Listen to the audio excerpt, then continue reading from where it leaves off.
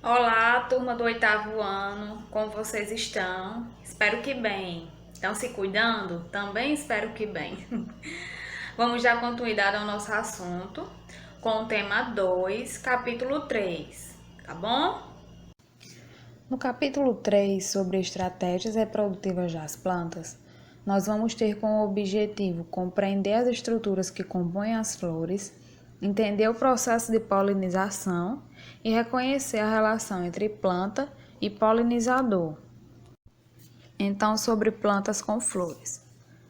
A reprodução sexuada da maior parte das plantas ocorre pelas flores.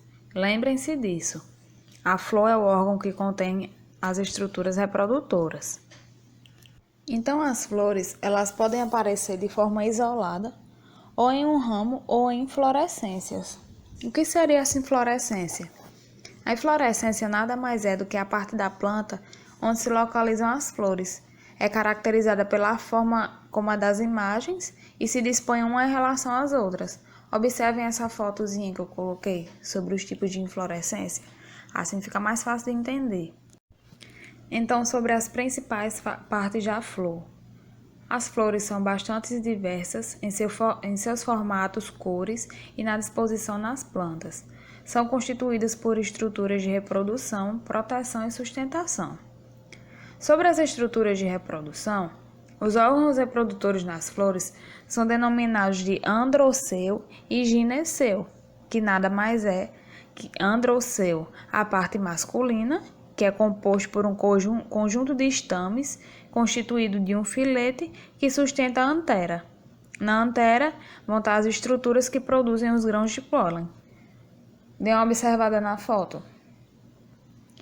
E temos o gineceu, que é a parte feminina. É formada por um ou vários carpelos. Cada carpelo é constituído de 3 partes. Quais são? Estigma. O estigma, que é a região alargada, que recebe os grãos de pólen. Temos o estilete, que é a região alongada e estreita, que estimula o estigma ao ovário. Temos o ovário, que é a região alargada e oca, na qual se formam os óvulos. Tem uma observação. Nem todas as flores elas são hermafroditas. Algumas plantas produzem flores femininas e flores masculinas separadamente. Vamos ter as estruturas de proteção. Quais são? O cálice e a corola. O cálice e a corola, eles envolvem as peças reprodutoras propriamente ditas e vai proteger. Elas auxiliam também na atração de animais polinizadores. Como é que seria o cálice? É um conjunto de sépalas. As sépalas, elas geralmente são de cor verde e se assemelham muito às folhas. Elas protegem o botão da flor contra o ataque de parasitas e animais herbívoros e ajudam a manter a umidade. O que seria a corola? A corola é o conjunto de pétalas comumente coloridas e atrativas. Em sua base, há estruturas que produzem o néctar, que é o líquido viscoso açucarado que vai atrair os animais polinizadores. Então, assim fica bem fácil de entender. Dê uma olhadinha na foto. E vamos ter ainda as estruturas de suporte ou sustentação. Observem as setas azuis.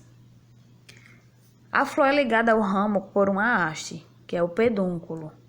Na região superior do pedúnculo, essa haste é dilatada, formando o receptáculo floral. Ele vai se inserir e sustentar as demais peças florais. Então, uma flor completa, para um melhor entendimento, ela é formada pelo cálice, pela corola, pelo androceu e pelo gineceu. Todas as estruturas das folhas elas são modificadas. E sobre a polinização? Eu quero que fique claro que a polinização é uma etapa muito importante para a reprodução das plantas, pois é pelo transporte dos grãos de pólen do órgão reprodutor masculino para o reprodutor feminino que ela acontece. Ela é resultado da ação de agentes polinizadores, que podem ser o vento, a água e os animais, que são os principais, né? Em relação aos agentes polinizadores, nós vamos ter o vento, que é o principal agente polinizador das flores. Principalmente aquelas flores pouco vistosas, que são as pequenas, são pouco coloridas. E sem néctar também, como flores de milho, de trigo, de capim.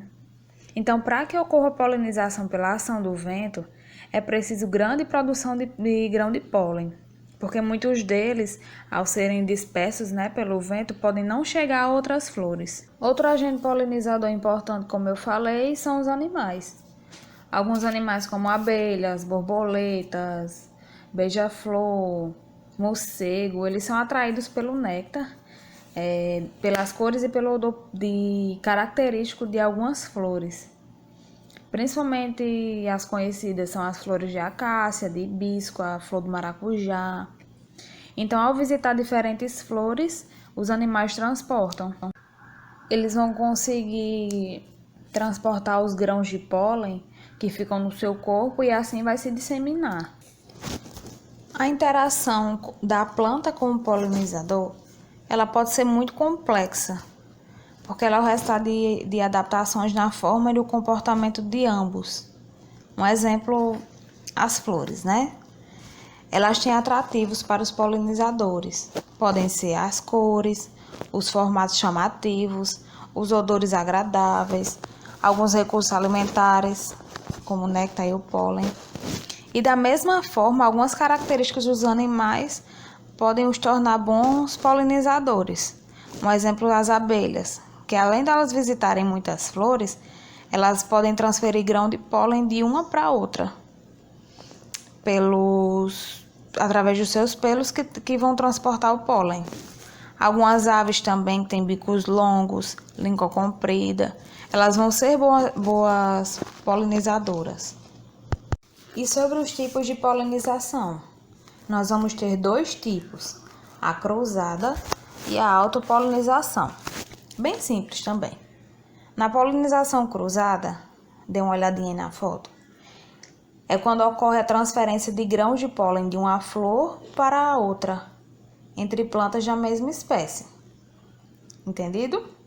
E na autopolinização, a transferência dos grãos de pólen ocorre entre flores na mesma planta. Também pode acontecer casos em que a fecundação ocorre na mesma flor. É o caso do feijão, da ervilha, porque elas têm flores hermafroditas com estruturas, com órgãos reprodutores tanto masculino quanto feminino. Ficou fácil entender assim? Bom, gente, então por essa semana é isso.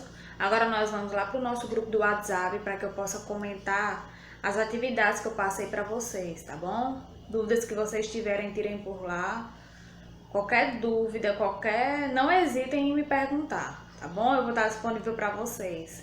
Tchau e até a próxima semana.